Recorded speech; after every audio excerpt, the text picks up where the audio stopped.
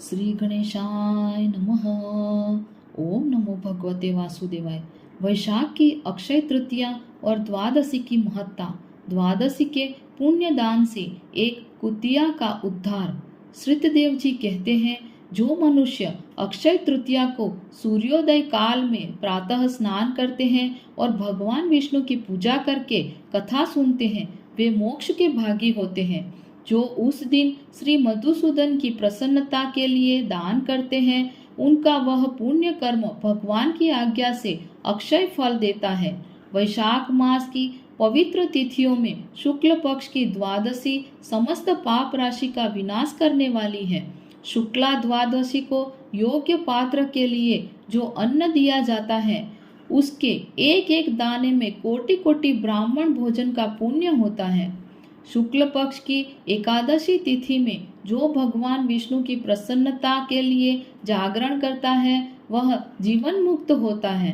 जो वैशाख की द्वादशी तिथि को तुलसी के कोमल दलों से भगवान विष्णु की पूजा करता है, वह समूचे कुल का उद्धार करके वैकुंठ लोक का अधिपति होता है।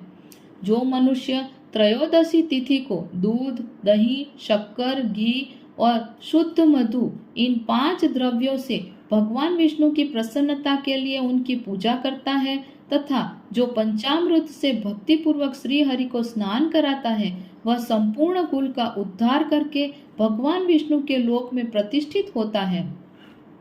जो सायंकाल में भगवान विष्णु की प्रसन्नता के लिए शरबत देता है, वह अपने पुराने पाप को शीघ्र ही त्याग देता है। वैशाख शुक्ला द्वादशी में मनुष्य जो कुछ पुण्य करता है, वह अक्षय फल देने वाला होता है। प्राचीन काल में काश्मीर देश में देवव्रत नामक एक ब्राह्मण थे। उनके सुंदर रूप वाली एक कन्या थी, जो मालिनी के नाम से प्रसिद्ध थी। ब्राह्मण ने उस कन्या का विवाह सत्यशील नामक बुद्धिमान द्विज के साथ कर दिया। मालिनी कुमार्ग पर चलने वाली पुंचिली होकर स्वच्छंदता पूर्वक इधर उधर रहने लगी। वह केवल आभूषण धारण करने के लिए पति का जीवन चाहती थी, उसकी हितैषिणी नहीं थी। उसके घर में कामकाज करने के बहाने उपपति रहा करता था। सभी जाति के मनुष्य जार के रूप में उसके यहाँ ठहरते थे। वह कभी पति की आज्ञा का पालन करने में तत्पर नहीं हुई। इसी दोष से उसके सब अंगों में कीड़े पड़ गए, जो काल अंत तक और यम की भांति उसकी हड्डियों को भी छेदे डालते थे। उन कीड़ों से उसकी नाक, जिह्वा और कानों का उच्छेद हो गया। स्तन तथा अंगुलियां गल गई, उसमें पंगुता भी आ गई। इन सब क्लेशों से मृत्यु को प्राप्त होकर वह नरक की यातनाएं भोगने लगी। 1,50,000 वर्षों तक वह तांबे के भांड में रहकर जलाई गई। 100 बार उसे कुत्ते की योनि में जन्म लेना पड़ा। तत्पश्चात सौवीर देश में पद्मबंधु नामक ब्राह्मण के घर में वह अनेक दुखों से घिरी हुई कुतिया हुई। उस समय भी उसके कान, नाक, पूंछ और पैर कटे हुए थे। उसके सिर में कीड़े पड़ गए थे और योनि में भी कीड़े भरे रहते थे। राजन, इस प्रकार 30 वर्ष बीत गए। एक दिन वैशाख के शुक्ल पक्ष की द्वादशी तिथि को पद्मबंधु का पुत्र नदी में स्नान करके पवित्र हो भीगे वस्त्र से घर आया। उसने तुलसी की वेदी के पास जाकर अपने पैर धोए। दैव योग से वह कुतिया वेदी के नीचे सोई हुई थी। सूर्योदय से पहले का समय था। ब्राह्मण कुमार के चरणोदक से वह नहा गई और तत्काल उसके सारे पाप नष्ट हो गए। फिर तो उसी क्षण उससे अपने पूर्व जन्मों का स्मरण हो आया। पहले के कर्मों की याद आने से वह कुतिया तपस्वी के पास जाकर दीनता पूर्वक पुकारने लगी, हे मुने, आप हमारी रक्षा करें। उसने पद्मबंधु मुनि के पुत्र से अपने पूर्व जन्म के दुराचार पूर्ण वृत्तांत सुनाए और यह भी कहा, ब्राह्मण, जो कोई भी दूसरी युवती पति के ऊपर वशीकरण का प्रयोग करती है, वह दुराचारिणी मेरी ही तरह तांबे के पात्र में पकाई जाती है। पति स्वामी है, पति गुरु है और पति उत्तम देवता है। साध्वी स्त्री उस पति का अपराध करके कैसे सुख पा सकती है? पति का अपराध करने वाली स्त्री सैकड़ों बार तिर्यक योनि, पशु पक्षियों की योनि में और अरबों बार कीड़े की योनि में जन्म लेती हैं। इसीलिए स्त्रियों को सदैव अपने पति की आज्ञा पालन करनी चाहिए। ब्राह्मण, आज मैं आपकी दृष्टि के सम्मुख आई हूँ। यदि आप मेरा उद्धार नहीं करेंगे तो मुझे पुनः इसी यातनापूर्ण घृणित योनि का दर्शन करना पड़ेगा। अतः विप्रवर, मुझ पापचारिणी को वैशाख शुक्ल पक्ष में अपना पुण्य प्रदान करके उबार लीजिए। आपने जो पुण्य की वृद्धि करने वाली द्वादशी की है, उसमें स्नान, दान और अन्न भोजन कराने से जो पुण्य हुआ है, उससे मुझ दुराचारिणी का भी उद्धार हो जाएगा। महाभाग, दीनवत्सल, मुझ दुखिया के प्रति दया कीजिए। आपके स्वामी जगदीश्वर जनार्दन दीनों के रक्षक हैं। उनके भक्त भी उन्हीं के समान होते हैं। दीनवत्सल, मैं आपके दरवाजे पर रहने वाली कुतिया हूँ। मुझ दीना के प्रति दया कीजिए, मेरा उद्धार कीजिए।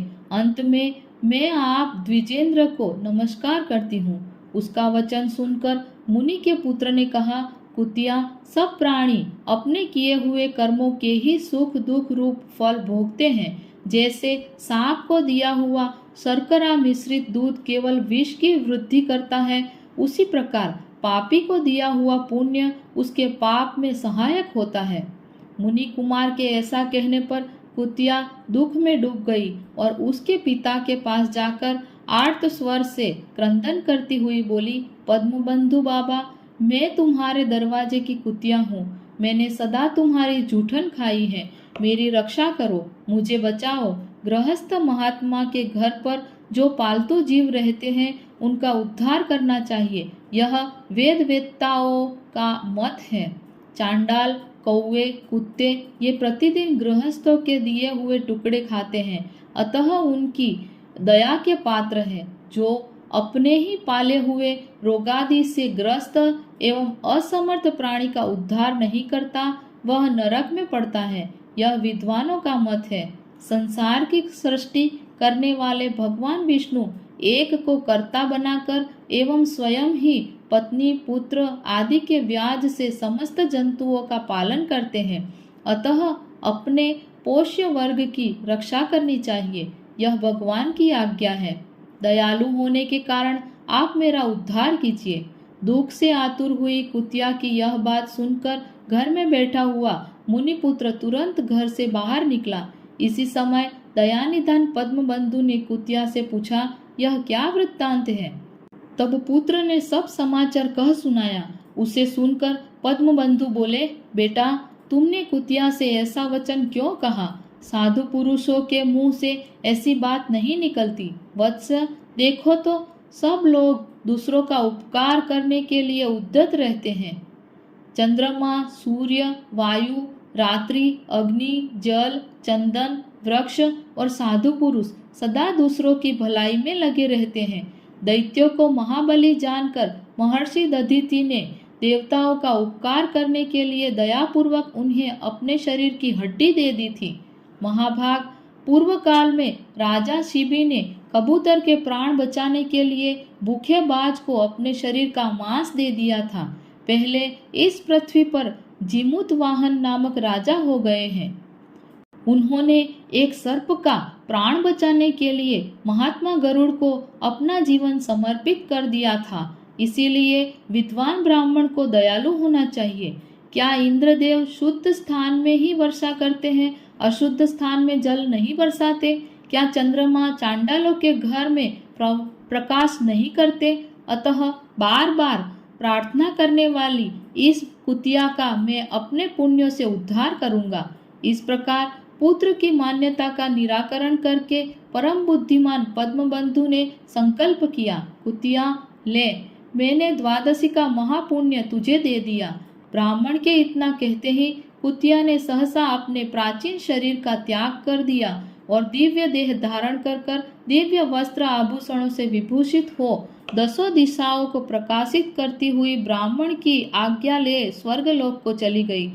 वहां महान सुखों का उपभोग करके इस पृथ्वी पर भगवान नर नारायण के अंश से उर्वशी नाम से प्रकट हुई। ओम नमो भगवते वासुदेवाय।